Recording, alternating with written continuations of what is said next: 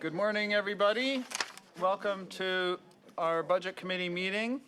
We have a number of items on the agenda this morning, and I'm just going to check in, make sure everyone recognizes that any member of the public wishing to speak further regarding an issue on the 2020 Budget Committee agenda for today may appear before Council at its meeting on December 16th, 2019 at 7 p.m. when the recommendations from this meeting will go forward for final consideration. If you wish to speak as a delegation, please sign the sheet located at the back of the room or notify the Clerk's Department no later than noon the day of the Council meeting. Any PowerPoint presentations must also be forwarded to the Clerk's Department no later than noon the day of the meeting.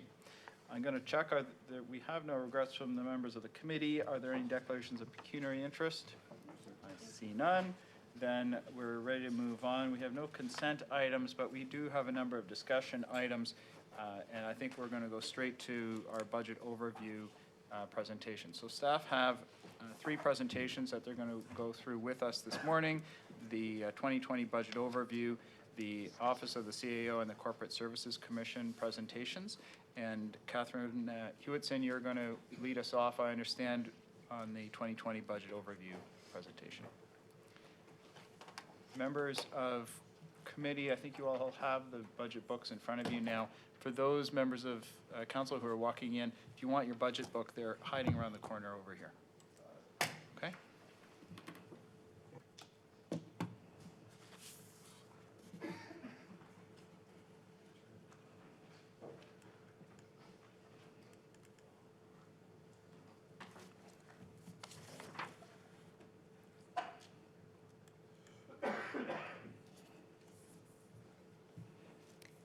Well, good morning. Welcome to the second 2020 Budget Committee meeting.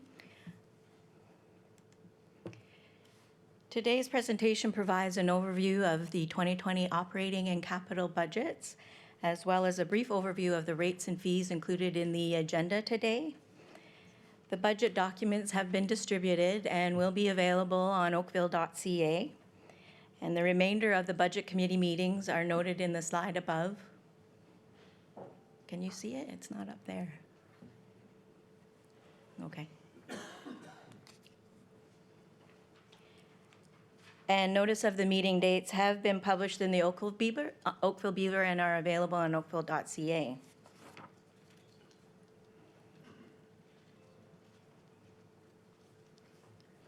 As part of the 2017 budget, staff was given direction to keep the overall property tax in line with inflation for 2018, 2019, and 2020. The budget being presented today has been prepared in accordance with this direction.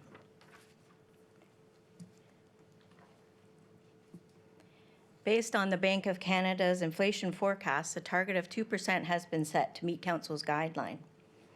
As we all know, the town's portion of the tax increase only represents a share of the overall. So the town's portion was set at 3.08 in order to meet the 2%. And this assumes that the region's increase is at 2% and education remains at 0.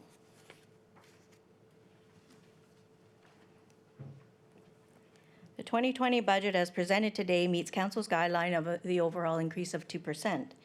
The 2020 budget ensures that programs and services valued by our residents and are maintained and the town's strong financial position are maintained. Excuse me, sorry. During the course of 2019, several items have been referred to the Budget Committee for your consideration. The referrals are listed in this chart above for your information. Some of the items have already been included in the 2020 operating and capital budgets, and reports regarding the other items are included on the November 21st agenda or will be addressed in the Commissioner presentations.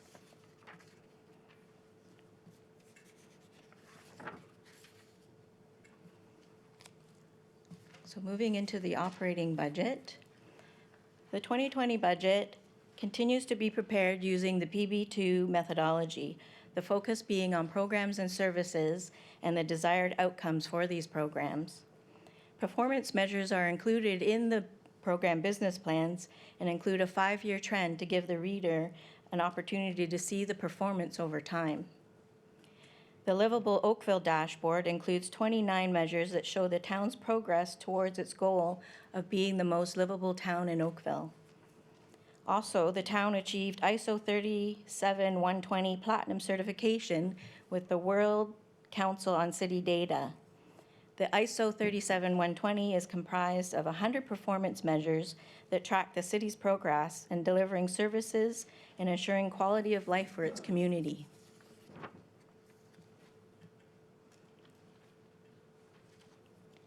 The town's budget is made up of two components, the existing service base and infrastructure and new services. The existing service base provides for the same level of service as provided in previous years. Base program expenditures include costs for personnel, fuel, utilities, materials, and other purchase services which are subject to inflationary increases and change in market conditions. The base budget also includes the annualized impact of new service enhancements approved by council in previous years, as well as any adjustments to the program-specific user fees or corporate revenues such as investment income. The second component, infrastructure and new services, includes costs associated with capital and growth impacts resulted from completing the capital projects or assumed through the development process.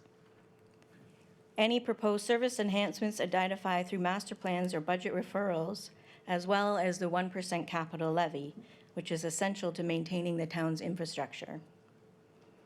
Attention has been paid in this year's business plans to illustrate the base budget versus the total budget increase for each program. You will see that the majority of programs are in line with inflation. However, programs with significant amount of capital impacts will show a higher overall budget increase.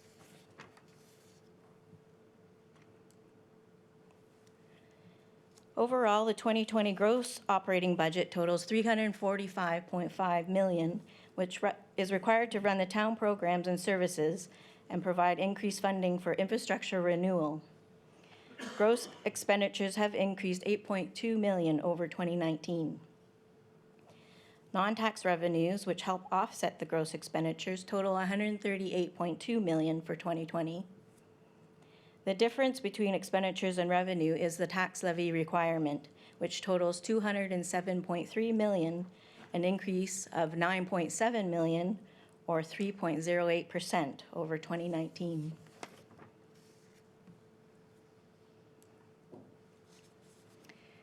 This chart shows a breakdown of the total gross expenditure by cost type. Personnel services and benefit account for 47% with $163 million and incorporates the various collective agreements, provides movement through job grades, recognition pay, and the cost of new positions required as a result of capital, growth, and service enhancements. Minor capital and transfers to the reserve is the second largest component at 24%, or $84.5 million. The total costs represent the capital levy and transfers to the equipment, building maintenance, and capital reserve used to fund the capital budget. This demonstrates Council's commitment to strategic asset management planning and reduces the overall reliance on debt financing.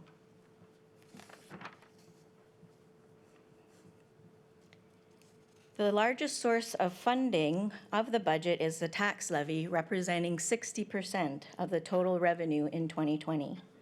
The second largest is fees and charges with $74 million, or 21%.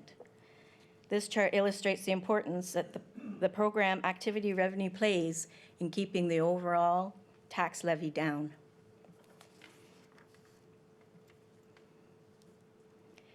The total 2020 net tax levy is $277.3 million, which is divided amongst the various programs. Outside of corporate revenue and expenditures, the largest net program budget is emergency services with $38.8 million, followed by transit with $24.1 million and infrastructure maintenance at $23.3 million.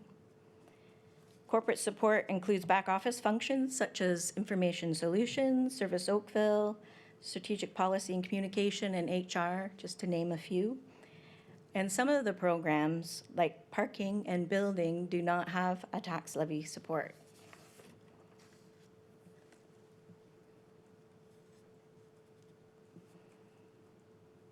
So as we've discussed, there are many pressures on the budget that make it difficult to achieve an overall increase in line with inflation.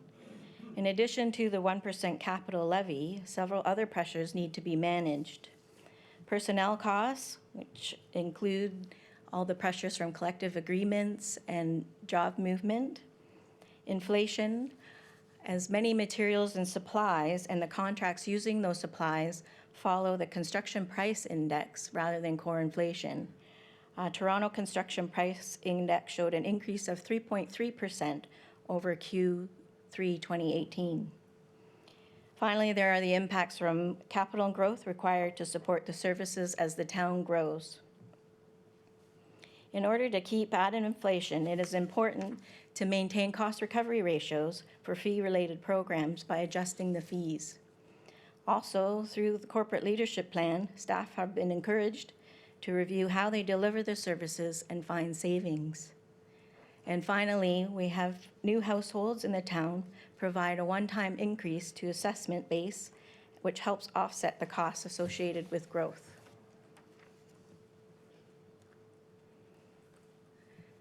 So this chart illustrates the 2020 budget increase and breaks it down by the various different drivers. Inflationary impacts, net of revenue adjustments, account for $3 million of the increase, or 1.5%.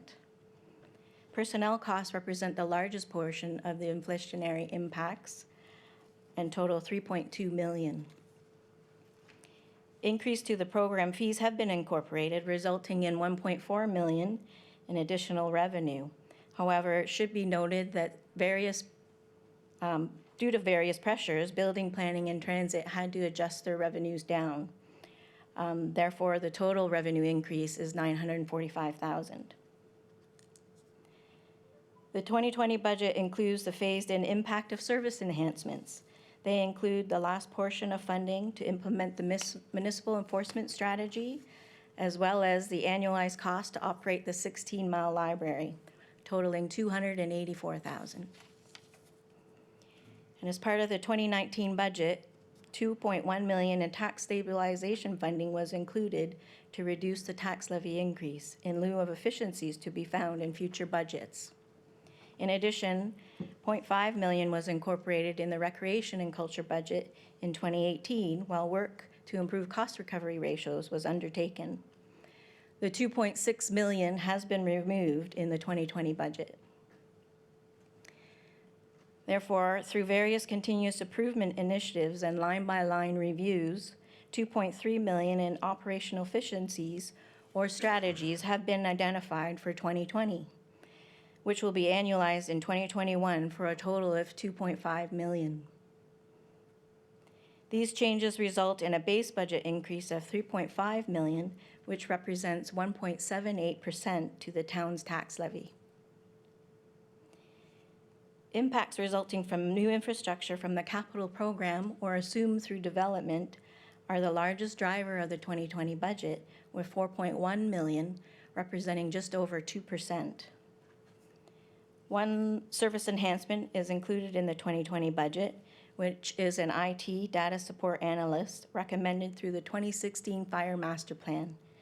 The impact is for a partial year, as it's anticipated to start July 1st.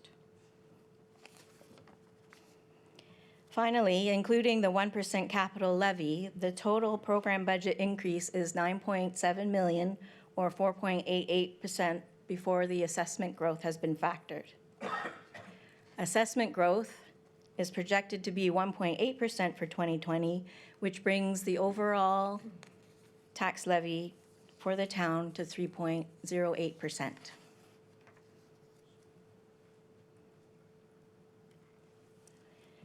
So as I mentioned, growth and capital impacts are the largest driver of the budget, totaling $4.1 million and adding 40 new FTEs.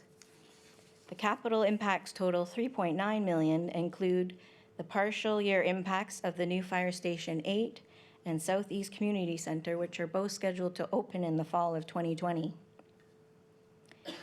Other capital impacts include the cost of maintaining new neighborhood parks, parkettes, trails, staffing and software support costs for new technology solutions, and the opening of the Glen Abbey Library Innovation Hub. Operation and replacement of additional specialized buses and works operation fleet equipment are also included. Growth impacts of $0.5 million include the 3 new positions, 2 fire prevention officers and 1 public education officer, as recommended in the 2016 Fire Master Plan to support growth of the town. It also includes the reinstatement of Route 1 in North Oakville and winter control, hydro for streetlights, and tree maintenance related to new subdivisions in the north.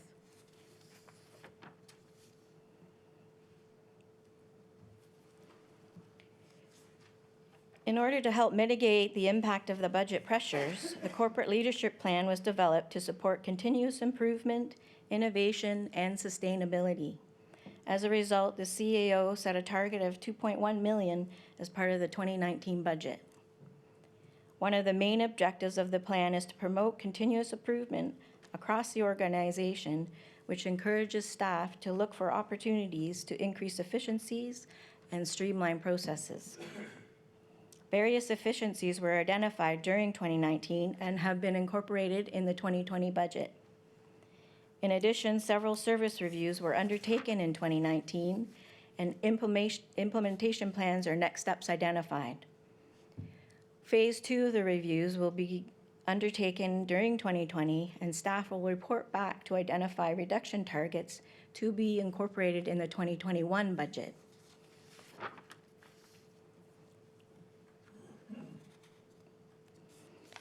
So as I mentioned, a total of $2.3 million in operational efficiencies or savings were identified for 2020. This will be annualized in 2021 for a total of $2.5 million. There were many efficiencies found across, but I will mention a few of the major ones. Recreation has identified the reallocation of several positions from various units to the Southeast Community Center when it opens, to reduce the operating impact. Other savings come from streamlining operations for concessions, outdoor pool maintenance, and camps, as well as new facility rental opportunities. Transit savings are related to the annualization of route adjustments that were implemented in 2019, as well as a reduction of the taxi usage due to the optimization of trip planning from the new scheduling software. Park efficiency savings related to the streamlined operations for in-ground garbage, waste receptacles, botanical supplies, pest management, and signage contract services. Line-by-line review of the software licensing and software maintenance has resulted in savings, which reflects the elimination of underutilized licenses. The CAO's leadership review of the Finance Division and Environmental Policy Division resulted in staff savings. And finally, a process review of the fire-related fee recoveries has resulted in increased revenues.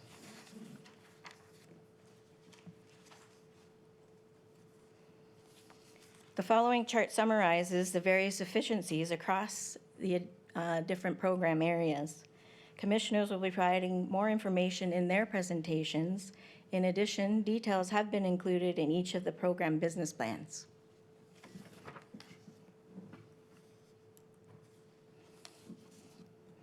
So this chart shows the net tax levy change of $9.7 million by the various program areas. The largest increase is in corporate revenue and expenses, which reflects the annual 1% capital levy, which equals $1.9 million, as well as the removal of the $2.1 million in tax stabilization revenue. Of the operating programs, the greatest increase is in emergency services with $2.2 million.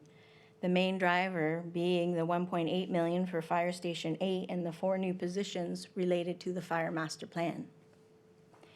Recreation and Culture has an increase of $0.88 million, the main driver being the impacts from capital for Southeast Community Center, the River Oaks rehab, and the phase-in of the Trafalgar Park building maintenance transfer. Oakville Transit has an increase of $0.58 million. Primary driver is due to additional specialized buses, new technology projects related to the ISIP grant funding, and the reintroduction of Route 1 in North Oakville. Finally, infrastructure maintenance has $0.53 million due to growth impacts associated with maintenance of new roads assumed through subdivisions, as well as town road widening works and contract renewal increases for the winter control.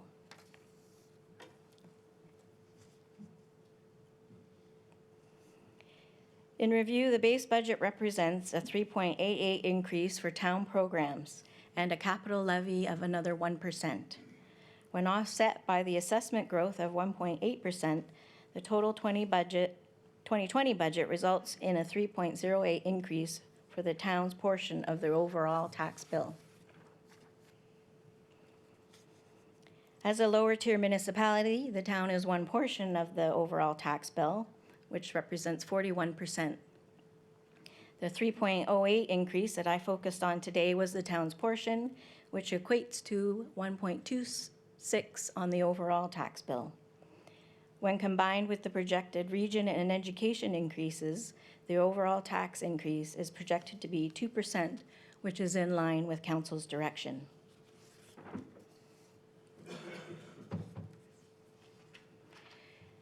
This chart shows how much of each $100 of taxes paid is spent on various components of the town's budget.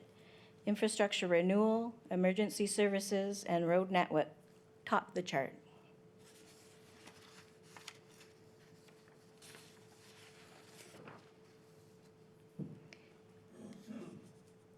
The 2021 and 2022 forecasts are presented for information to assist the Budget Committee and Council in looking forward at the projected tax increases over the next 2 years.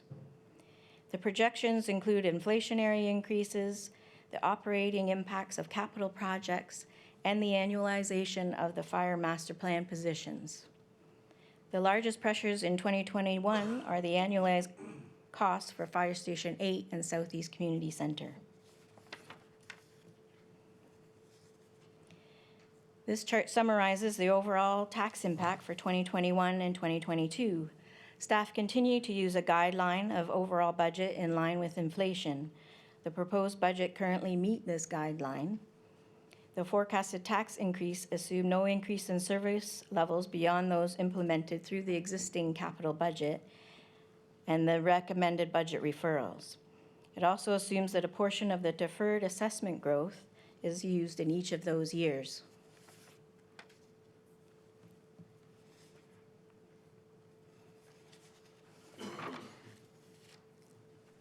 So moving on to the capital budget.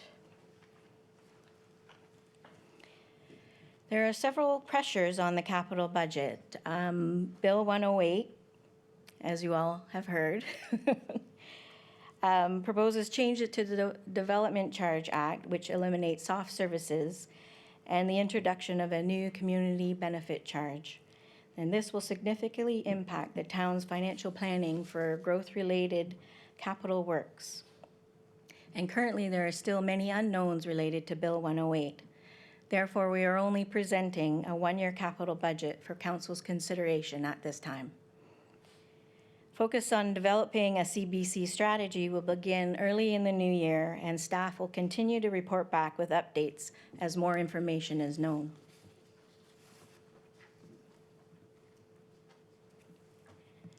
The 2020 capital budget continues to implement objectives set out in the various master plans and strategic goals while maintaining fiscal sustainability.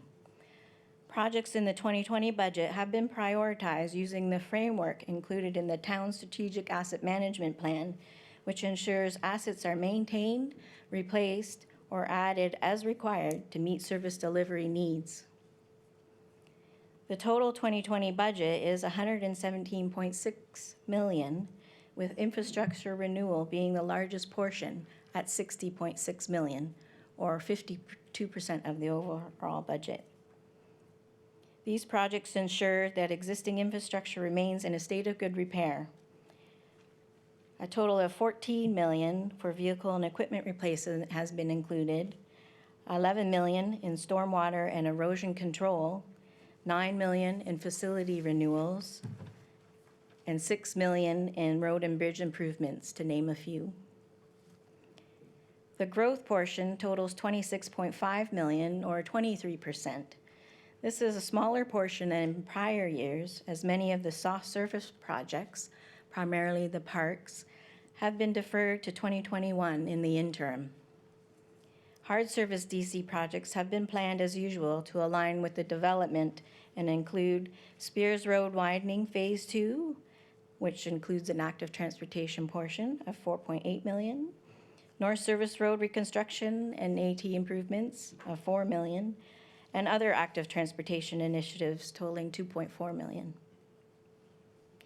Strategic priority projects for 2020 include Phase 2 of the Downtown Lakeshore, EAB Management Program, and the Planet E services. Finally, of the community enhancements, $7.1 million represents the final funding installment for the Southeast Community Center.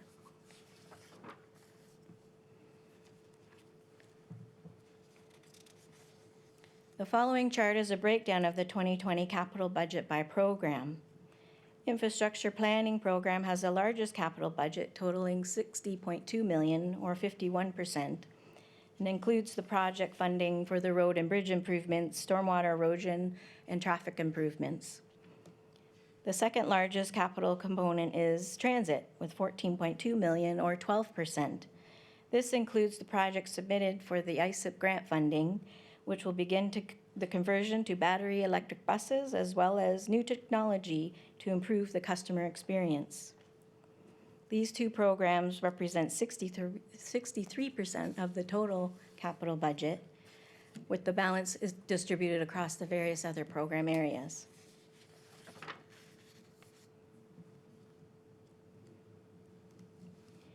Financing of the 2020 capital budget is provided by several different funding sources. The capital levy represents the largest share at 30%, as it is the primary source of funding for infrastructure renewal projects and allows capital work to be completed without the issuance of debt. The second largest source of funding is the development charges, which is used to finance the growth projects with $23.2 million and represents 20%. Other town funding sources include the capital reserve, equipment reserves, and building maintenance reserves at $30 million. Use of federal gas tax totals $14.4 million and has been used to fund the larger infrastructure projects, such as road rehabilitations and stormwater improvements.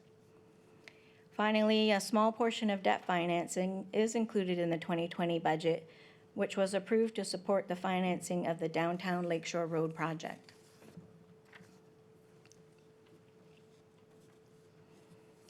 This table shows the projected debt charges, which include the $2.6 million in debt for Downtown Lakeshore, as well as $10 million for the Kerr Street grade separation, which was identified last year as part of the 2019 to 2028 capital forecast. As illustrated in the chart, the existing tax-supported debt, which is the solid red component, will be fully repaid in 2023. The green represents the debt issued for the LED street project, which is offset by hydro savings in the operating budget. The blue is self-supported debt, which relates to debt that has been issued on behalf of growth projects or one of the enterprise programs. Self-supported debt will decline in 2022 as the debt for the 16-mile quad pad will be fully paid. The last portion in orange represents the sinking fund payments for the hospital debt.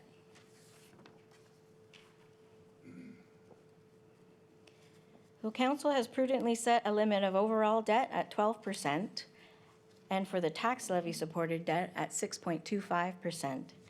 As illustrated in this graph, projected debt charges remain well below the town policy limits.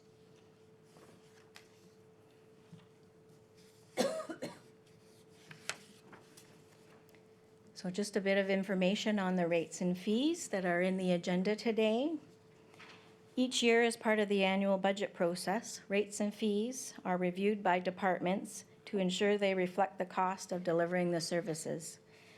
These fees were posted on the town's website on November 1st to allow the public time to review them. As well, notice was placed in the Oakville Beaver advertising today's meeting.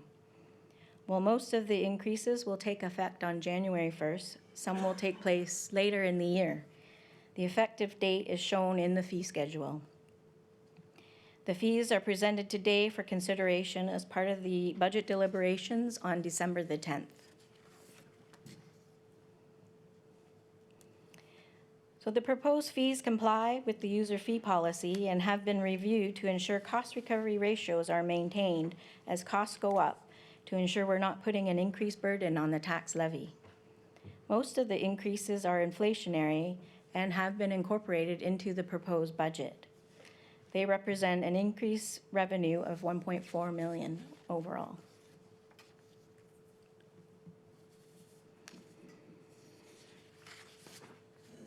So next steps. So following my presentation today, there'll be additional staff presentations on the CAO office and Corporate Services Commission. Additional meetings have been scheduled for staff presentations on November 21st. The public delegations are on December 3rd with an AM and a PM meeting. And deliberations will be on December the 10th and final council approval December 16th. Finally, there are many ways for the public to get involved. As part of the budget information today is on the town website, as well as we have copies of the executive summary at the back of the room. Residents can provide input through budget email or by making delegations to the budget committee on December the 3rd. All meetings will be televised on YouTube. Oh, and that concludes my presentation. Sorry, thought I had another note. Congratulations and good work. I'm going to take questions on this section first. I'll lead off with a quick question. We've got in front of us a number of pieces of correspondence, particularly from those who are involved in the lacrosse world, concerned about field fees and the recovery rates that we're using. Would you mind just reminding committee and the council members here where we are in the phasing in of the recovery fees that we're looking for in this segment?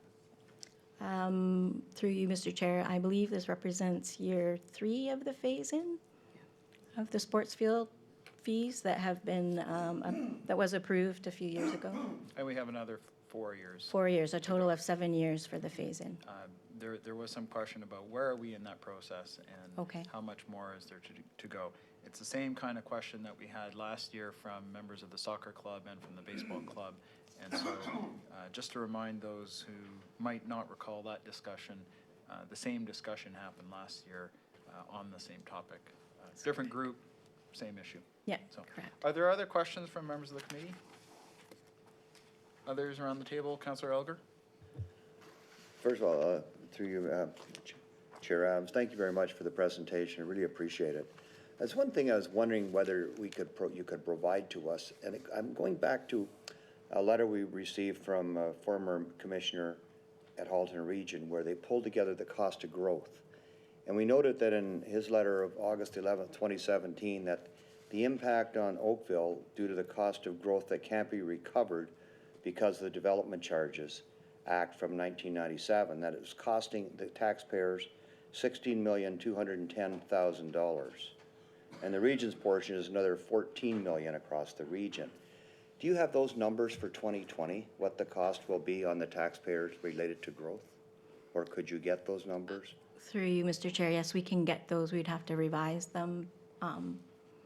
Those are old numbers that were outdated. Yeah, they're 2017, I appreciate it. The Bill 108 will also have an impact on that number. Well, the so- impact, I think, will be a lot worse, but I Yes. think, I think that's what I want to bring out. Like, even though we thought it was really bad at 16 million annually, that I can't imagine what potential could be going forward, what it's going to be based on the current, but it could get worse. So if that could be provided, I think that'd be really good information for the public to see. Certainly, no problem. Thank you so much. Great question. Mayor Burton? Thank you, Mr. Chair. Mr. Chair, I wonder if there's a slide that shows the capital expenditure designated for growth, and I would like to know if we could get the sources against that. Sources of financing, but funding the growth? Sure. It's another way of coming at the same question that my colleague just asked. Are you referring to slide 28? If I- Maybe we just to be sure, let's go back to slide 28. If only my slides had numbers. Oh, they should. Can't see In them. teeny weeny numbers on the bottom left. Is this Oh. the slide you're referring to, Mayor Burton? 30? I need my microscopic Sorry. glasses. That's right. Yes, that's the one I'm talking about. So it says 26.5 million, and that we're gonna spend on growth projects, and I thought it'd be interesting to see what the sources of funding were.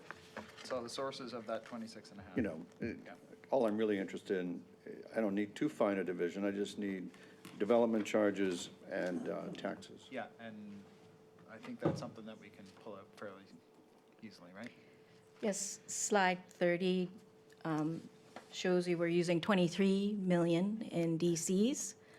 So that would go towards funding their overall growth of 26 million. And we can provide a breakdown of all the sources for you. Well, and I can subtract 23 from 26 pretty easily, so I think maybe. it comes out to pretty close to 90% of that, and 10% other. Okay, so, thank you for that. What this illustrates, I think, is an important feature of the report we had from the regional commissioner, which is that's taken overall, and growth projects are accumulated and funded and expended over more than 1 year, and there's not a perfect match. So the answer to Councillor Elgar's question needs to be framed by an understanding that there's an accounting exercise that goes on there as well. Okay. Councillor O'Meara and then Councillor Lischina. Thank you, Mr. Chair. And is this the time where we can ask a specific question about in the rates and fees schedule, or would you want us to wait on that? I think that would be fair game right now. We are going to go forward into some of the specific parts of the Office of the CAO and Corporate Services Commission after this, recognizing that we'll probably want to come back to some of those later after members have had a chance to go through the book in more detail for Thursday. But yes, if you've got questions about rates and fees, now would be a great time to raise them. Okay, thank you. I do have a question. A resident asked me to raise this question, and it has to do with the storage, the fees related to storing boats with a mast up as opposed to with a mast down. And I'm wondering if, I'm not really sure what the additional costs related to storing a boat with the masts up in the air are for, and neither was the constituent. And I said that I would ask our staff at the appropriate time during budget delegations, which would be now. So if there is some sort of an explanation for that, or what all that entails with the extra charges, that would be great. Thank you. Through you, Mr. Chair, I'll call upon Chris Mark to answer that specific question. Through you, Mr. Chair, I believe the extra cost is about $60 over the year. And the cost for that is additional care that's taken in terms of putting the boat in the cradle with the mast up. And the other cost is the additional yard inspections that we do for the boats with the masts up because of the wind loading that occurs when boats are in cradles. We do have a yard inspection on a regular basis, particularly where where masts are stored up. So that's the additional cost is about $60 over the whole season. And that would include numerous inspections specifically for the masts that are up in the air. That is correct. They are inspected and we have to keep a log of them as well. Okay, thank you very much. Thank you, Mr. Chair. Okay, Councillor Lischina. Thank you very much, Mr. Chair. Just a quick question about the projected debt charges, slide 31. Could you just remind me for the LED conversion, is that already, the whole town is converted to LED, and then so this is the repayment for that? Through you, Mr. Chair, the majority of the town is completed. I believe there is the downtown Lakeshore piece that still needs to be done. That'll be done as part of the construction project. But the bulk of it is completed and the debt has been issued. Thank you. Any other questions? Councillor Chisholm? Thank you, Mr. Chair. Just a quick question. I don't like to get into the weeds with all these fees, rates and fees, but I gather the door has been open with Councilor Romero asking a specific question. Is it right if I could ask the question and get an answer from staff with respect to some specific fees? Yes, absolutely. Thanks. This one is on general permits, page 27. With respect to bistro patio, patio enclosure boulevards, they're called permit fees, but they're called a pilot program. I'm trying to ascertain if this is a new program and we didn't have it before, and why are we including new charges for something that has been an ongoing practice with our restaurateurs throughout Oakville? Do I have anybody answer that one? I don't know the particulars on that. Could We'll get back to you on that. Thank you very much. Appreciate it. Thank you. Okay, any others? Sorry for getting in the weeds. Sure, no problem. Councillor Haslet-Thiel? Having received all those letters and then considering that we have this weighted cost recovery of about 54% is what I'm reading in the Parks and Recreation. I do have a couple questions about that. So is that now the appropriate time for that? Yep, and if staff need more time to come back with additional information, Thursday will be the day you might get an answer if it's something they're not ready for. So can someone provide us with how much money is allocated to support those that may not be able to afford our programs? So we do have in Oakville individuals that that for whatever reason cannot afford to put their children in some of the programming. My understanding is we do offer support to those individuals. Is there a way to get the dollar amount of what that is and what it is as a percentage? Through you, Mr. Chair, yes, we can provide that on Thursday. Okay, thank you. My other question is, just in terms of the presentation, sorry, I grew up in the corporate world, so I'm looking at slide 11 and 12 and 13. Is it possible to see what 2019 was for those charts? So there's a comparison? Yep. Just because those that have done this before, they have that in their history and I don't. 11, 12, and 13. My other question is, you'd mentioned in a couple sections about head count, and I'm wondering, will we get through the commissioners, or where will we understand what additional head count is being added overall, and where there are gaps in terms of what we operated with in 2019? So I understand from an earlier meeting that there is a internal vacancy budget of some sort. So through you, Mr. Chair, there Appendix 1 at the back of the book provides a detailed overview of all of the staff complement broken down by full-time and part-time. And it shows a breakdown of where 2019 was and how the various adjustments that have been made, whether through capital impacts, service adjustments, or realignments between programs, and it gives you a total for the 2020. In addition, there are FTE tables in each program business plan, which speak specifically to their program areas. So we'll be able to see what the total incremental increase is and what the other adjustments have been. Okay, thank you. So I would have thought we would have seen this before today. So that's my homework for Thursday, I take it. Okay. All right, where's my last question?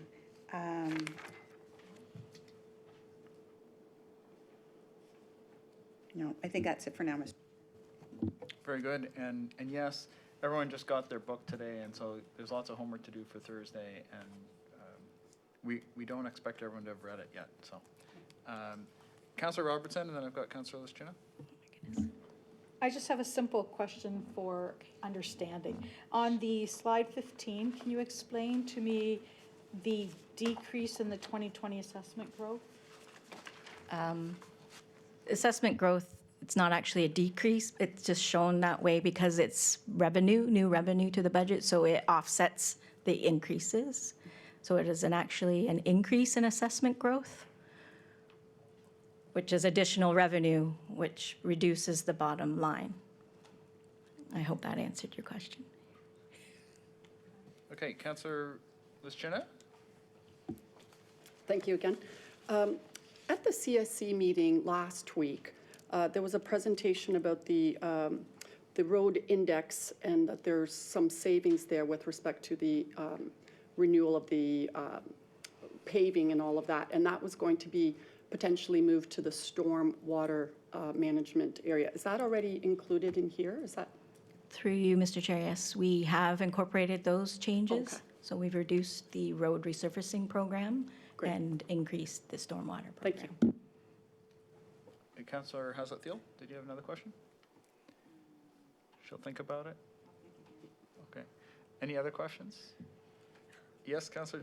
Just the savings in the road management was approximately $18 million.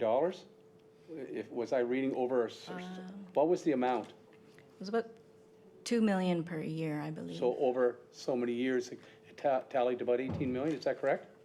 Okay, thank you.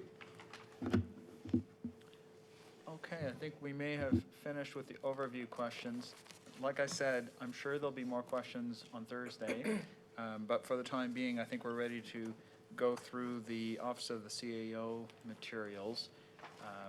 And again, we're going to go through these pieces in order to level out the amount of material we're looking at over the 2 days, recognizing that members of committee and council haven't had time to read through all the details yet, and they may therefore have more detailed questions on Thursday from these things. Good morning. I'm here to present on behalf of the Office of the CAO. This includes 4 tabs in your binder. The Admin Executive Management tab is the Office of the CAO itself, as well as the Office of the 3 Commissioners. We have Service Oakville, which is under Strategy, Policy and Communications, but is a separate program in our program-based budgeting. Strategy, Policy and Communications also includes our Climate Action Division. That was a result of a realignment that took place earlier this year. And Economic Development is a separate department reporting to the CAO. And Dorothy St. George is here to answer any specific questions you might have about that program. Just overall, when you look at the CAO gross budget is $6.9 million. It's 2% of the overall gross operating budget. The reduction you see to $5.7 million for the net operating budget reflects this small amount of revenue and recoveries from the municipal accommodation tax that is included in the economic development program that is collected and then goes to the Visit Oakville Tourism Office. So the net budget is $5.7 million. When you look at the gross operating budget, personnel services and benefits is the largest component for this area. We are obviously heavily reliant on the staff in these areas. And some of the increases you'll see primarily relate to collective agreements and movements through job grades. So again, just looking at the breakdown between the 4 programs, relatively equal on the gross operating side, and then on the net operating side, you see the difference because of the grant money that goes from economic development to Visit Oakville.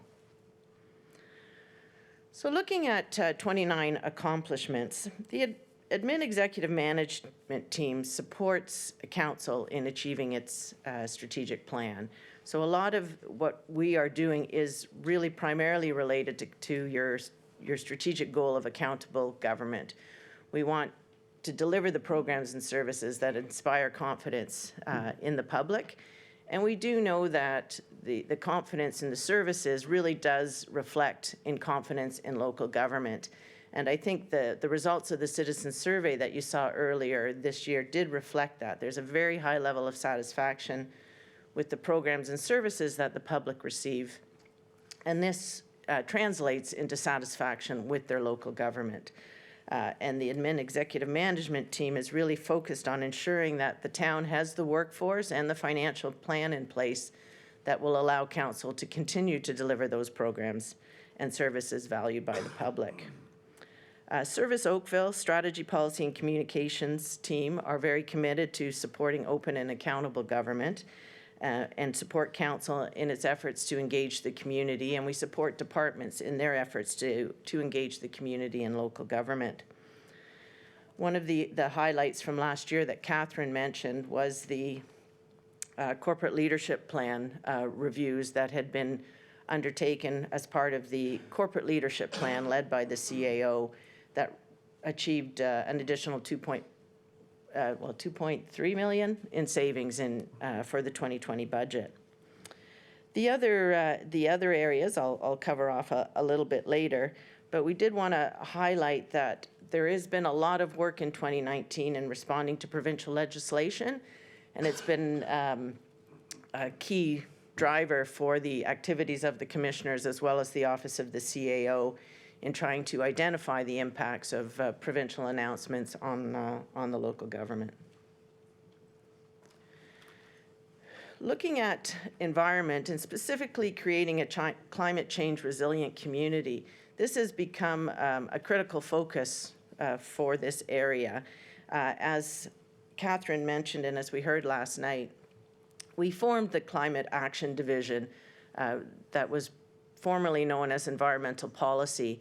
And under the reviews that were done, when the previous director retired, we changed the focus, and a lot of some of the programs were embedded into departments, and that really reflects the maturity of the town's commitment to environmental initiatives and sustainability. We see it in our fleet greening, we see it in the way we operate our facilities, we see it in our development services. So we're really trying to focus on where is the corporate leadership needed, and that is on the climate change area. So that's a key priority.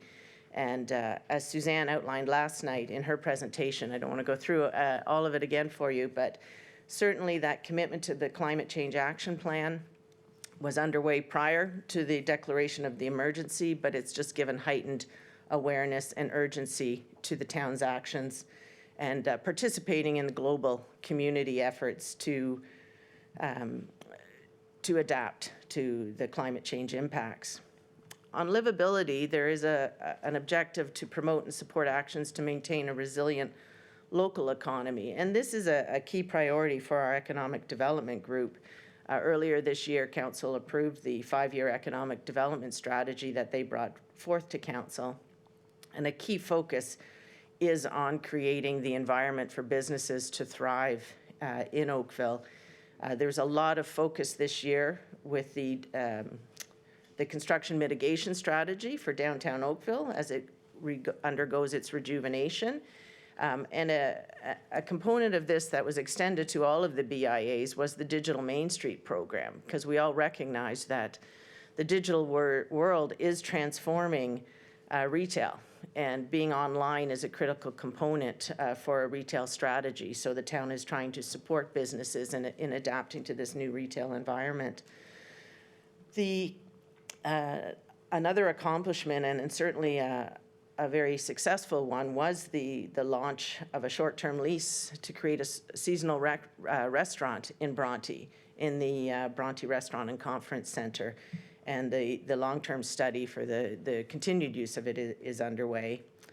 The municipal accommodation tax has been very critical for our tourism industry. And economic development also focuses on creating marketing campaigns and sector profiles to attract new investment. And I think you'll see a little bit later on when we talk about some of the key program outcomes right now, actually. When you see the number of businesses per 100,000 is staying steady, our office occupancy rate is staying steady, and these are really critical indicators that the work of the Economic Development Group is succeeding. All of these program outcomes are in your budget book, and they're broken down by program area. So this is just a sample of a couple of the key program outcomes related to this area. I did want to highlight, just because it's a little bit of an outlier right now, on the community greenhouse gas per capita. You see the baseline measure that was established in 2016 of 6.6 tons. It's not measured every year, which is why you're not seeing the trend yet, but we will be measuring this, and one of the outcomes through the community energy plan is looking at what are the KPIs that we can use to measure more frequently our greenhouse gas emissions. So you'll be seeing changes in this area over time. I did also want to highlight under the social media, one of the reasons for the increase, besides just the general community adoption of social media, is the town launched a new social media forum, which was Instagram. So that was new to our corporate profile this year, and that's helped drive up users even further. And the other thing I just wanted to highlight on our, with our Service Oakville, because you see a slight dip in the percentage of our calls answered within our target range. We did take over earlier this year additional calls from the tax department. So there was just a little bit of a transition period, which caused a dip in our service level. We do hope to have it up to target again by the end of the year, as we've integrated this coincided, unfortunately, with some staff turnover, so we were a little bit low in our staffing numbers, but that should be back up to target by the end of the year or very soon after. Looking forward to 2020, again, we'll continue to support council on your strategic priorities, and very early in the new year, we'll report to you on the outcomes from 2020. As you know, the plan was put in place approved in May of this year, and so we'll report on the results from 2019, as well as those areas of focus, what town departments are doing to help you achieve your goals in 2020. And that you'll see featured throughout the presentations from each commission. We also, the CAO is continuing to implement continuous improvement initiatives. So that is a key component of the corporate leadership plan. And again, you'll see these broken down in each of the presentations in terms of the service reviews that are underway. This is not a one-time thing. This is an ongoing initiative, and that's becoming part of the way we do business. So the opportunity to review our processes and look at how we can deliver our services more efficiently. In 2020, there are a lot of major initiatives on the horizon that will engage the admin executive management team in particular, as well as providing support through strategy, policy, and communications and economic development, which is related to the phase 2 of the downtown Lakeshore Road reconstruction. We have a new community center opening, as Catherine mentioned. We also have to deal with the outcomes of the regional allocation process, the implementation of the community benefit charge. So those will all be reports that council will be seeing throughout the year. I also wanted to highlight a key initiative that impacts not just in this area, but the entire town, both residents and the departments, is the review of Oakville.ca that's underway, which will lead to the development of a new website, an updated website. We know from our research that the website is the primary source of information for people about the town, so we have to ensure that they can get to the information they want faster and more easily, and that's a big part of the review. It's also looking at how do we transform the site to allow more online transactions. So, we have started and certainly moved into online services. You can report a problem online, you can, request your parking permits online. There's lots of things you can do, but we need to make it, again, easier and faster, and there's just more and more services that'll be coming online, and you're gonna hear about that through the individual presentations, but we're focused on making sure that we have the right platform to allow this to happen. And as again you heard last night, we have the community energy plan coming forth, because we can't combat climate change just with the town. We need the engagement of the entire community and sort of transformation in how we live. So that will be a huge initiative that will move forward under community leadership.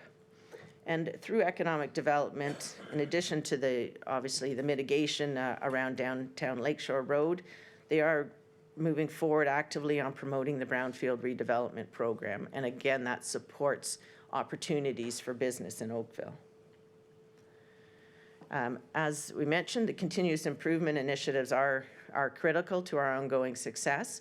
Within this area, last year, there were the changes that were made through the CAO office around environmental policy. There were also some changes in communications. Right now, we're just completing the Service Oakville consolidation review. We've had external consultants in looking at the call centers that operate in transit and in recreation and culture and Service Oakville itself. They come in, observing day-to-day operations, looking at opportunities for improvements and efficiencies. So this review was done under the Provincial Audit and Accountability Fund.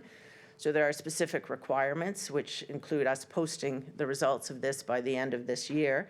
So we'll be reporting to Council on the results of this review in December 16th meeting. The savings themselves will be targeted for the 2021 budget. Just breaking down the tax levy by program in terms of, you can see there are slight reductions. I'm just going to show it to you because it's a little maybe easier to see the percentages on the table. The admin, executive management, strategy, policy, and economic development, you'll see the decreases. Those reflect the reviews that have undergone, as well as the municipal accommodation tax for economic development. Service Oakville, you'll see an increase. That primarily reflects increases to staff wages through the collective bargaining and movement through job grades. In terms of the capital budget, we'll start you with the small capital budget. There's 3 programs that are identified that are under the CAO office, which include the web review that I spoke to earlier. Salesforce is our customer relationship management software that we use, and there's continued upgrades and enhancements as we bring more programs online. And we're continuing work around the community sustainability plan, which is a key part of climate change adaptation. And just, again, by program, you see it's a small percentage of our overall capital budget. It's primarily related to strategic priorities with a little bit of infrastructure for renewal, which would be in the Salesforce. And that is it. So if there's any questions, Dorothy's here as well. Thank you very much. Are there questions at this point? Councilor O'Meara and then Councilor Elgar. And for others, you're going to have to be ready for more questions on Thursday, possibly. Yeah, no problem. Thank you very much. There was a slide in there on the key outcomes. My apology, let me just. Slide number 8, that's the one. So the number of businesses per 100,000, it looks like we're trending in the opposite direction there. Is there anything that's going on there, or is there something that we should be paying more attention to if Dorothy's gonna thank you. respond. Sorry.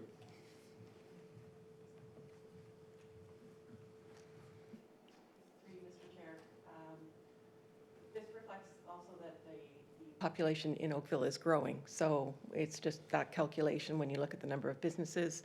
We really are maintaining fairly steady number of businesses within the community. So are we growing then, the businesses, or is it maintaining just? The businesses are growing, but as a percentage of the population, it's remaining relatively steady. Okay, thank you very much. Councilor Elgar? Thank you. Same slide. I'm looking at trying to understand, and hopefully you can explain it to me. The citizen satisfaction with program services at 96%. That's really good. Then below it, though, citizen satisfaction with information is down to 80. So one's going the wrong way, and I'm trying to get the correlation here. What am I missing? I mean, there are many questions that we ask, obviously, on the citizen survey. So overall, they're happy with those that participate in programs and services. They're very happy with what they're receiving. What they're saying here is, could you tell us a little bit more about what they are? And this is also one of the key drivers why we're updating the website, because we know that is how people access information about the town. So if they're not finding it as easily as they want, that could reflect in terms of this result. It also just reflects people are getting their information in many different ways now. So we're having to, social media is a huge part of that. So we're really trying to grow the town's online presence through social media, because a lot of people, they don't read the newspapers anymore. They access information through what's on their feed. So we have to get on people's feeds so that they see the information that we're putting out. So that's a big part of our strategy, without leaving behind the people who still prefer the paper driven. I mean, we still do have documents. People can access hard copies if that's what they prefer. So it's really trying to expand how people get their information and meet those needs. But that really helps explain why you're redoing Oakville.ca then, because because one's going, like, the satisfaction with the program and services, I think it's unbelievable how fantastic it's Yeah. gone from 85%, we're sitting on 96%. And then, so you're, on the information satisfaction, we've gone from 86 to 80, so that helps me understand why and I do agree, we need to change the website, so Yeah. I thank you for that. Okay, Councillor Listrina? Just a quick question about Salesforce. So does the town license it individually, or do we work through AMO or other organizations or other cities that also use the software? No, the town has its own license for Salesforce. So we did a request for a proposal when we were looking to replace our content management system and, our CRM, and that they were the winner of the RFP. So that's been in place now for 2 years. So we're just, it's a very powerful customer relationship management tool. So we're really just expanding and looking at the opportunities it provides us. It's probably the leading Does it CRM. also include languages for communication with the, because right now I know we have some interpretive services, but is it within this program as well, or no? No, you would have to use the Google Translate Okay. function. Any others? Councillor Howsett-Thiel? It's perhaps for Dorothy.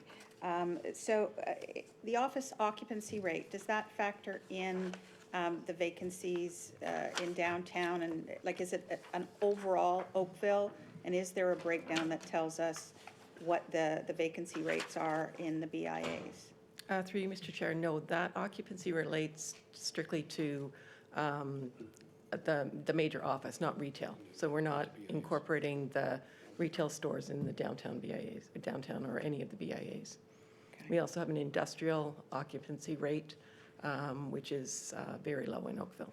Okay, and is there an opportunity to get that information, given that they are economic drivers as well for the town? We are working with the BIA and hope to have better information in that regard.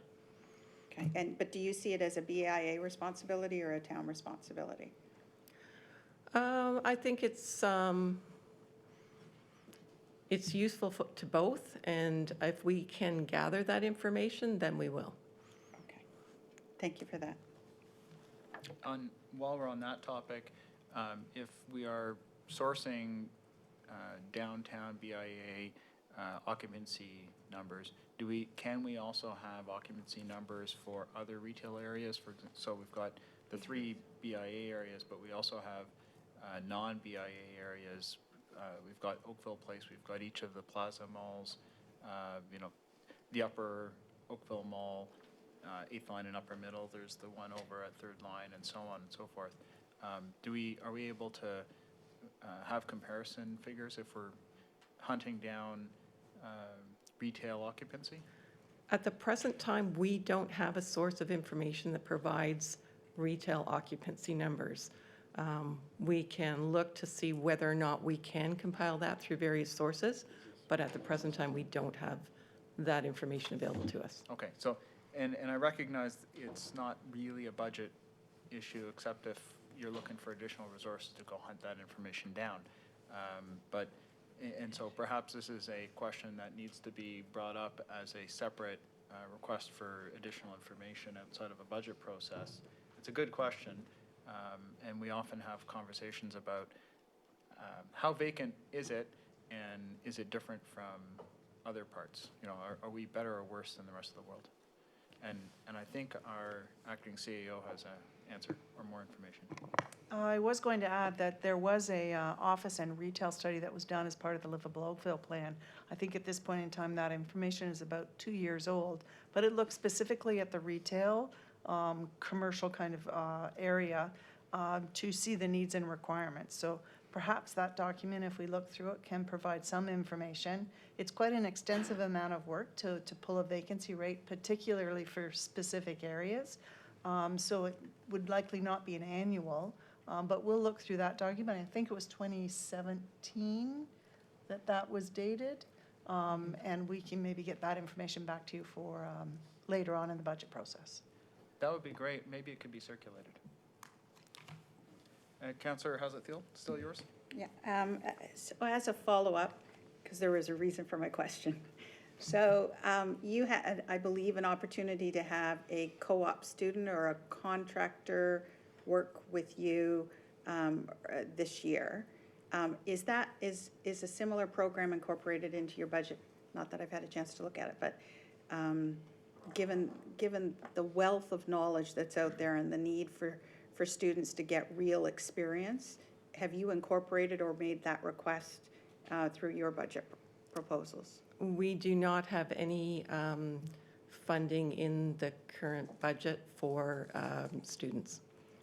So if I could just redirect a question to finance, has there been any analysis on taking advantage of some of the federal and provincial funding for co-op and co-op students in some of the departments for 2020?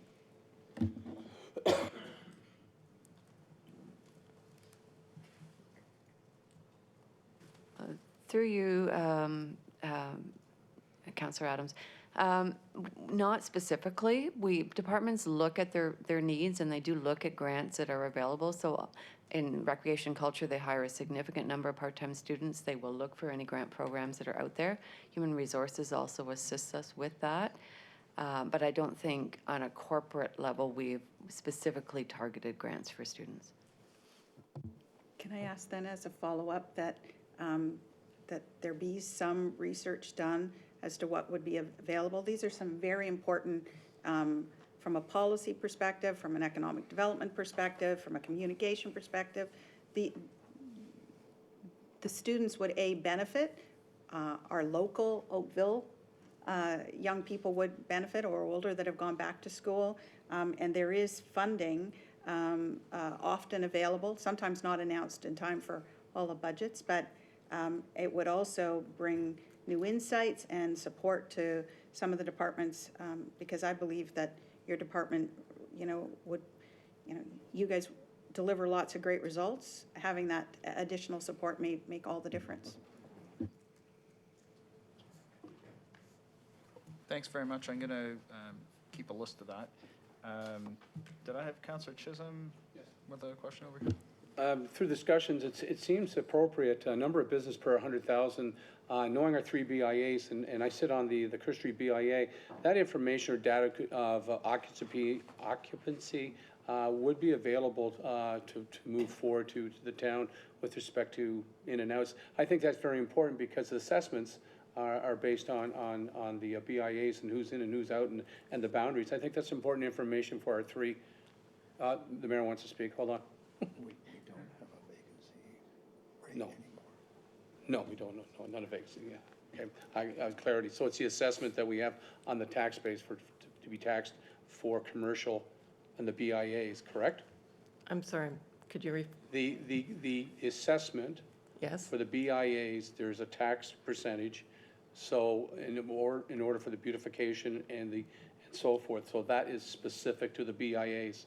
That's correct. So that information would be available to you with respect to getting that information on the local BIAs and what is open and what is closed? Could we not do that? Yes, we could get that information. Okay.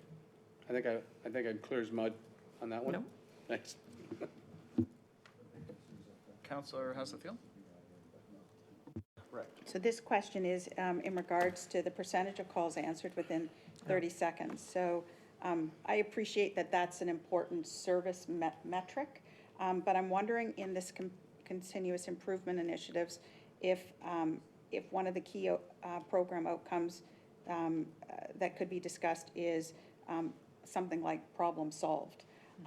Because while it is annoying not to get your call answered right away, I think it is far more important to understand what is our success rate in closing off those calls with a positive solution. But I don't have an answer for you. I just feel like that's a metric that would tell the public that it's not just about hearing them, but it's also we got it resolved. And through you, Mr. Chair, we do have a metric that looks at first call resolution, so we do track that as well, which is that one and done that we were able to resolve. Okay. And you will see that has been tracking down, and that's primarily because as we've continued our integrations with program areas, we're taking on much more complex.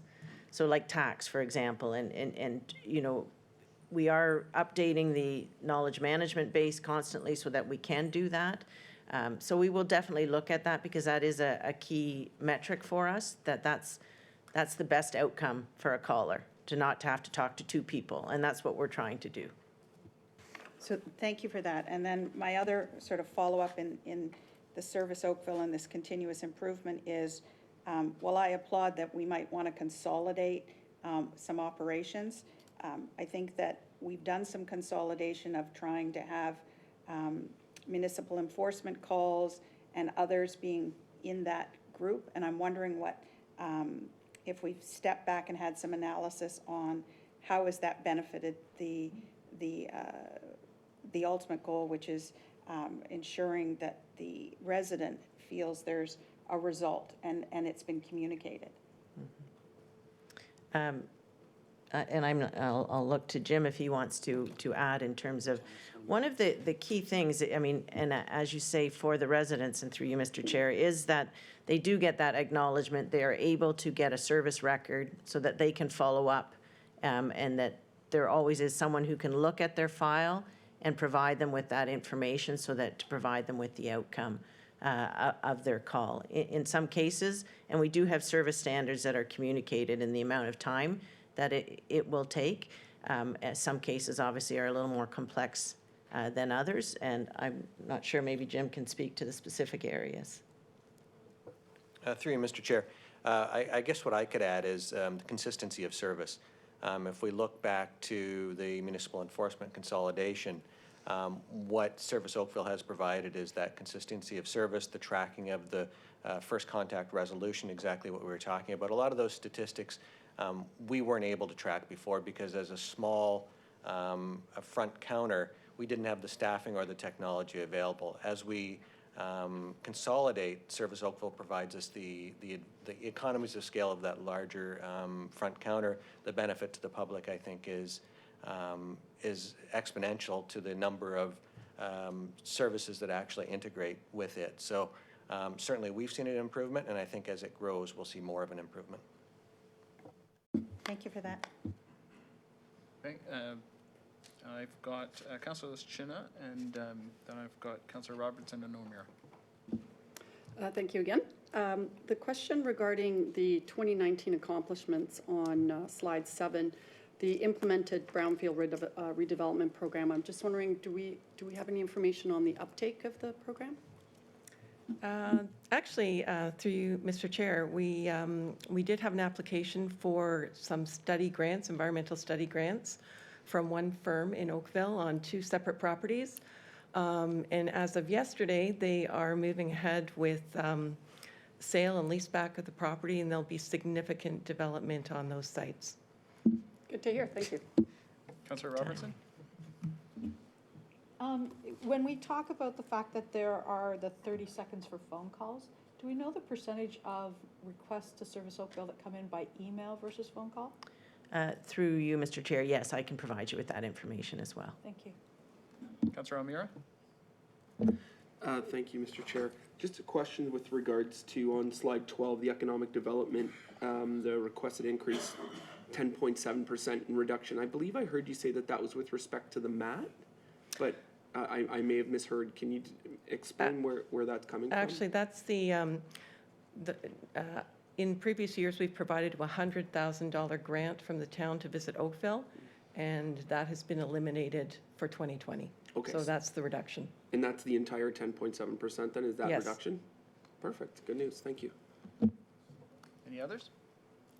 Okay, you guys are done for now. I know that we've got some additional questions for you for Thursday and some work to do between now and then. I'll go through all of that when we're finished. So I think we're ready for the next presentation, the Corporate Services Commission.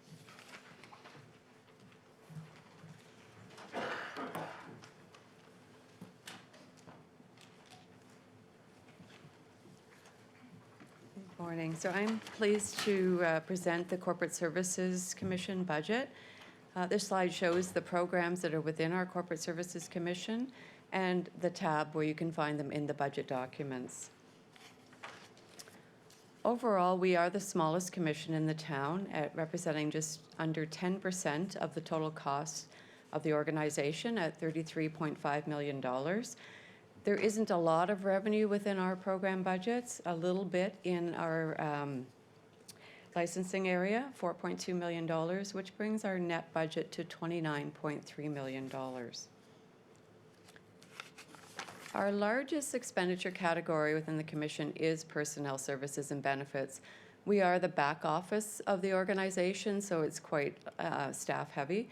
This includes salaries, wages, increases to collective bargaining. It also includes 3 additional positions in our information systems department that are being requested as operating impacts this year. Our second largest expenditure category is purchase services at 24%. The majority of this budget relates to software licenses and system maintenance contracts. So this slide just shows the breakdown of our gross and net operating budget by program area. And as you can see here, our largest program is information systems. This is followed by financial services and facilities and construction management.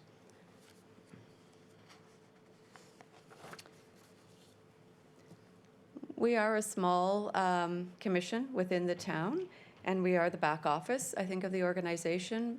But we do participate in many of the initiatives that are ongoing throughout the year, and some of them are led directly by corporate services.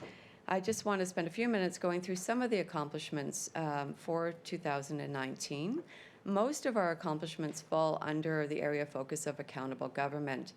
And under ensuring long-term fiscal sustainability, we did settle the QP 136 contract this year. As well, as Jane mentioned, there was the implementation of the municipal accommodation tax. That required quite a bit of input from our finance department. And we supported the implementation of the corporate leadership plan through continuous improvement initiatives and to build a dynamic and resilient workforce. And of course, we prepared the 2019 operating and capital budgets in line with Council's guideline.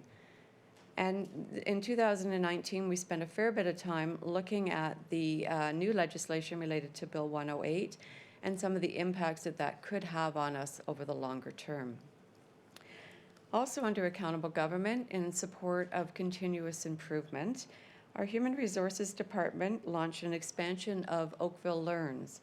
Oakville Learn is our in-house learning program for staff, and this year we introduced e-learning modules, which significantly modernized our delivery of training.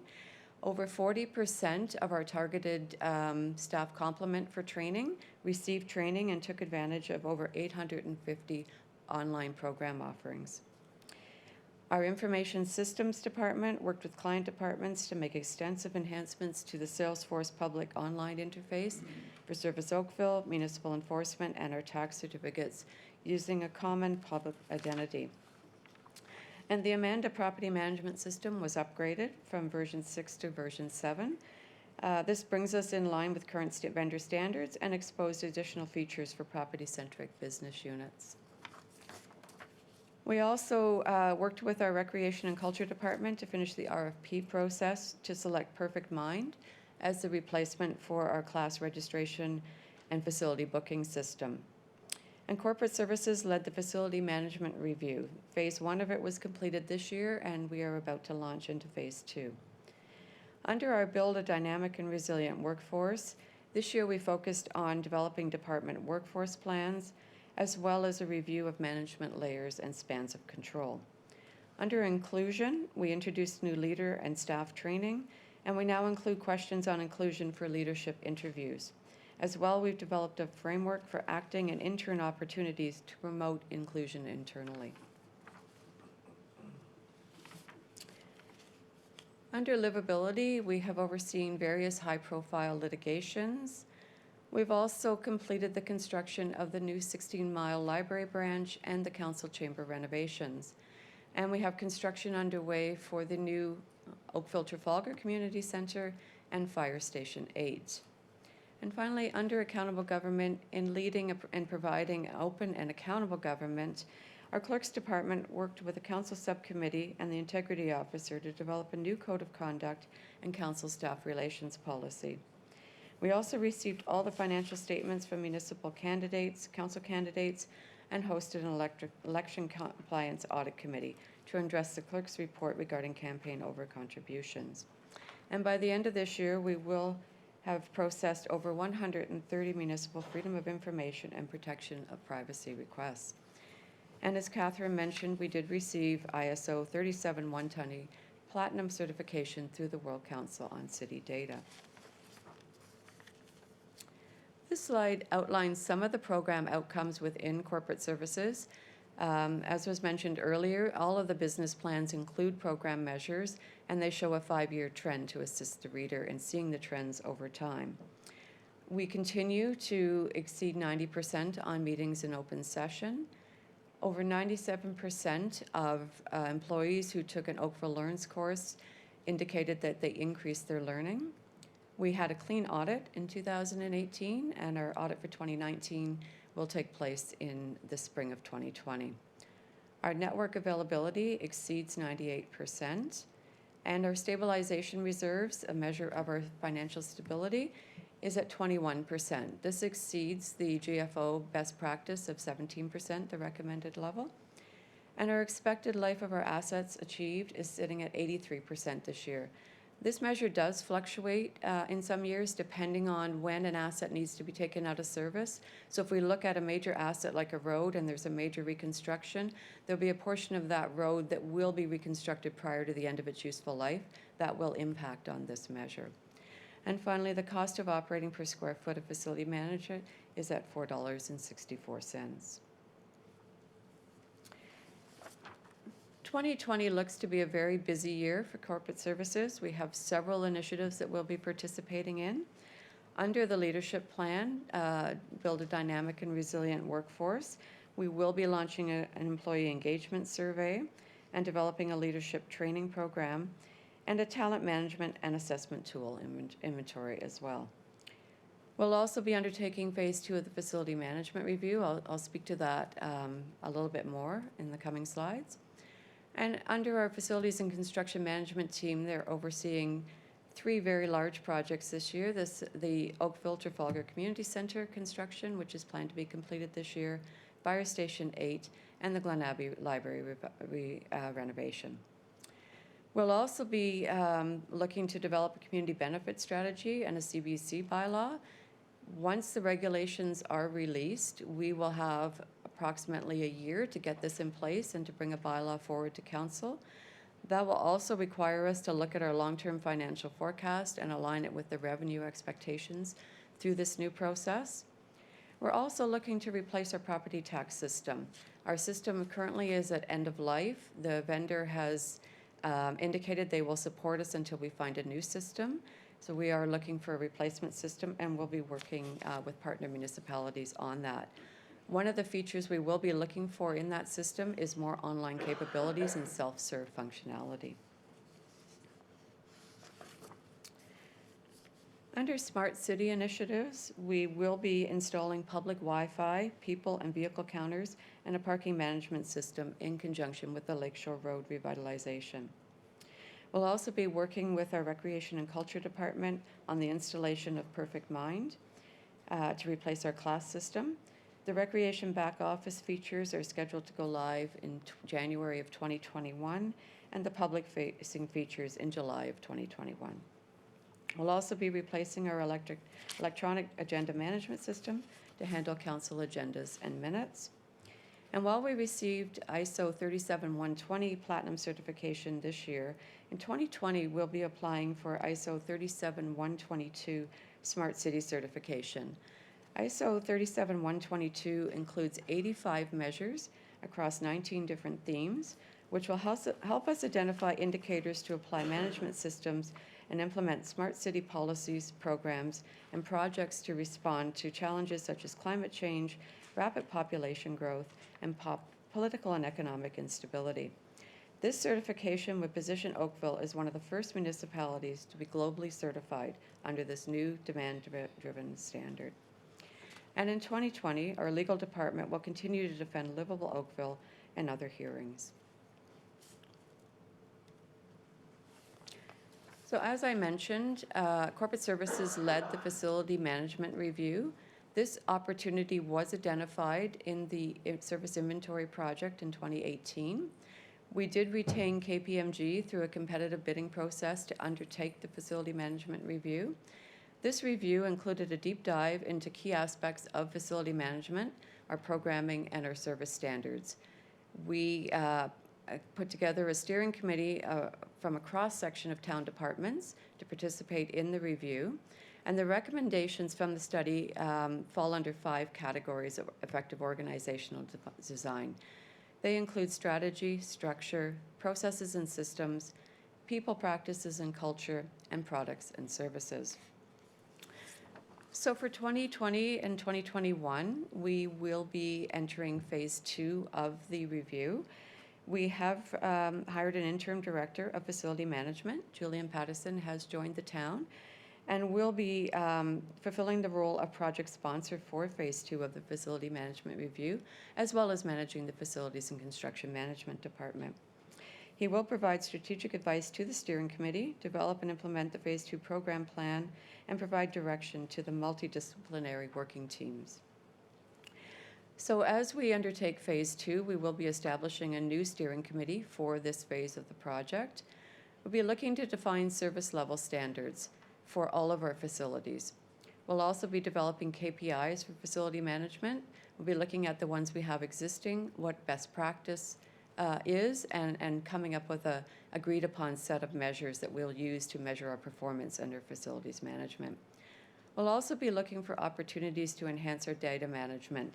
That includes procurement, work order management, contract management. And we'll be reviewing our skill sets and competencies to ensure our staff have the proper skill sets to maintain the facilities. One of the things that we have that came out of the study was that with all of our very complicated building systems that we're putting in for energy management, et cetera, we need to make sure that our staff are on top of all of the best practices in operating those so that we achieve the appropriate efficiencies. We'll also be looking at functional gaps, if there are any in any of the areas, and reviewing options for an operating model and organizational design. And we'll be bringing back recommendations to council later in 2020 on that. We want to initiate some staff training and ongoing as we implement our operating model, a way to monitor our performance going forward to ensure that we're maintaining our services in the best way possible. So this slide just shows all of our programs, our tax levy. For the green bar is our 2020 net tax levy, the red is 2019. The largest program is our information systems, followed by financial services. And this slide shows you the increase in 2020 for the various program areas.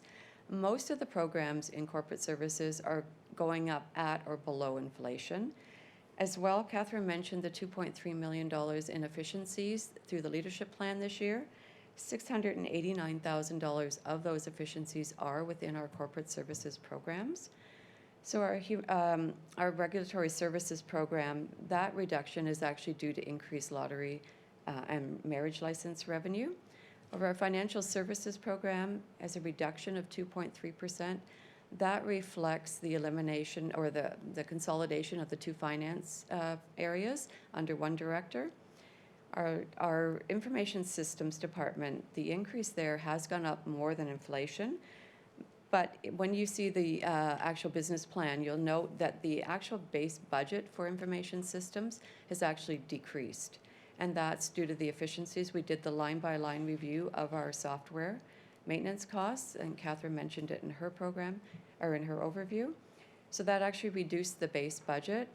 However, with all of our initiatives going forward, more of our online initiatives, the transit automation projects, and our cybersecurity projects, there is a request for 3 additional FTEs as operating impacts from those new systems, as well as the software maintenance costs and software as a service costs for those programs. And our facility and construction management budget is increasing 1%. There are also efficiencies in this area. As we implemented our energy management program, we were able to see a reduction in utility costs for town hall, and as well there's been some staffing realignments that has resulted in some efficiencies. So overall, for corporate services, the overall increase is 1.2%, or $350,000. I have one council report or referral that that we addressed in the budget. The others will be addressed through the other commission presentations. And that was that staff report back on the use of the remaining one-time additional gas tax funding for civil-related projects. As you'll recall, we received an additional $5.8 million in one-time gas tax funding. A portion of that was used to fund the coach house renovation, and the remainder of it we were directed to look at aligning it with civil-related projects. So that funding has been used in the 2020 budget for major road, bridge, and erosion protection projects. And now just on our capital budget, we have a fairly small capital budget. Our largest project area is our facilities renewal under our infrastructure renewal program, hardware evergreening, and as well some system replacements and refreshments. Our capital budget for corporate services is $8.7 million of the total capital budget, with the largest component in information systems, followed by facilities and construction management. And most of our budget is for infrastructure renewal. We do have a little bit in strategic priorities. This area would include our cybersecurity. The infrastructure renewal includes hardware evergreening, the replacement systems, and our Amanda tax replacement. And that concludes my presentation on corporate services, and I'd be happy to answer any questions. Are there any questions? Councillor Elgar? Nancy, thanks very much. I guess cybersecurity, you've got money in for that. Is that enough money to ensure that we don't fall prey to a problem? Because it's happened, as you know, in other municipalities, and it's a real threat, I believe. So are we, by that, is that enough money, $300,000, to actually ensure that it cannot happen to us? Through you, Mr. Chair, there is a significant amount of money in the budget for cybersecurity initiatives. I don't have the number right here, but that's just a small portion of the projects that relate to cybersecurity.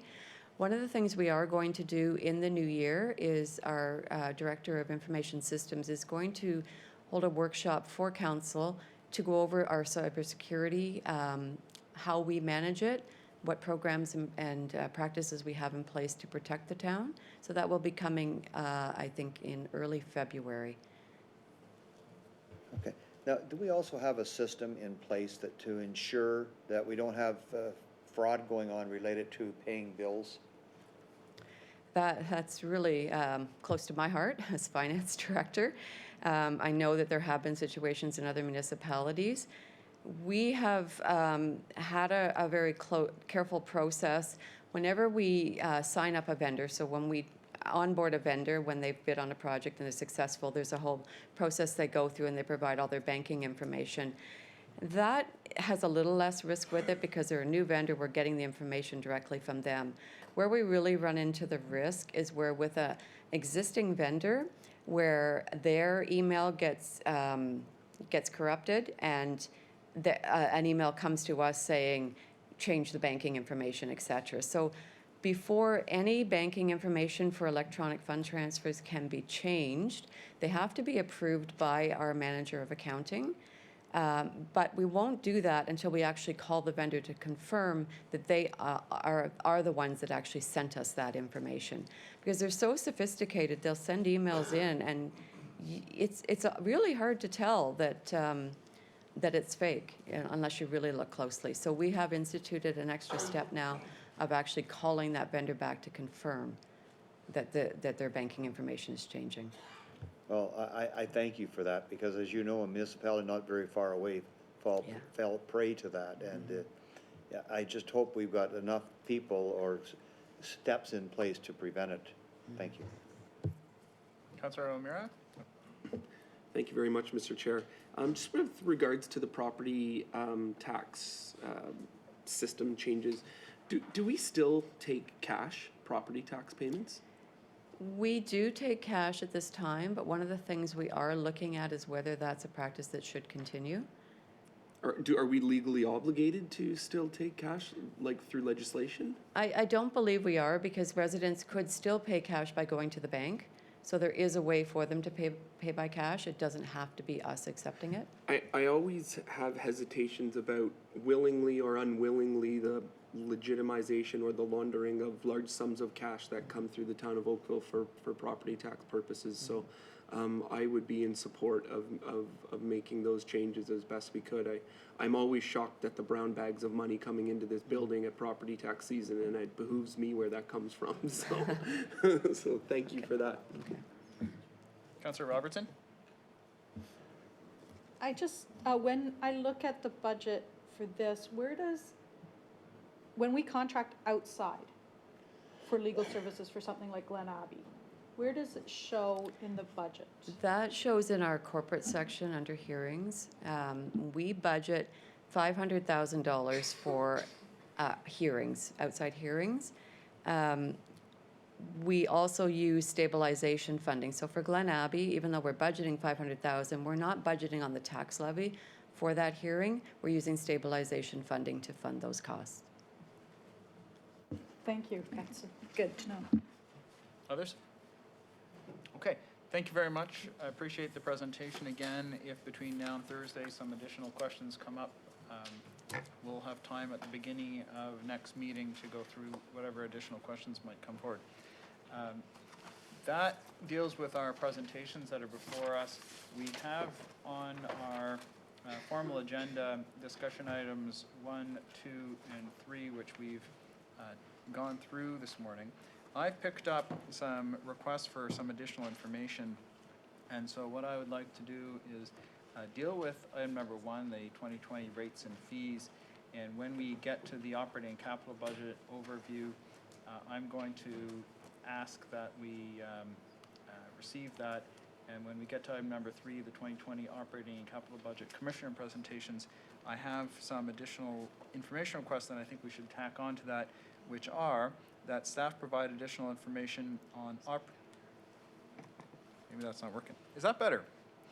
That staff provide additional information, 1, on opportunities for federal and provincial grants for student employment programs, 2, by recirculating existing information on retail vacancy rates, 3, on the updated cost of growth.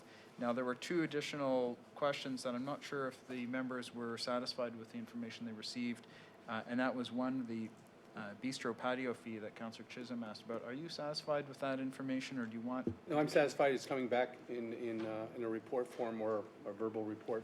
So you're good I'm with good that format? Yep. And the other one was a request for information regarding the support for low-income recreation programs. Councillor Haslett-Deal, are you satisfied with the information you received, or do you want additional information provided back to you? No, I wanted additional information so that we're fully aware of how much money we're putting towards supporting those in need. Okay, so around I'm those going to programs. add that to my list of materials for staff to bring back in a slightly more formal way. Typically, they come back in the form of a memo of information to the committee. So if you give me a minute, I'm going to draft that out.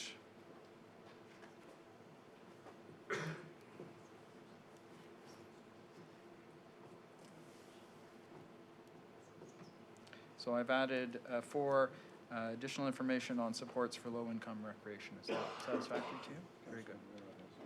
Councillor O'Meara, did you have something you wanted us to consider?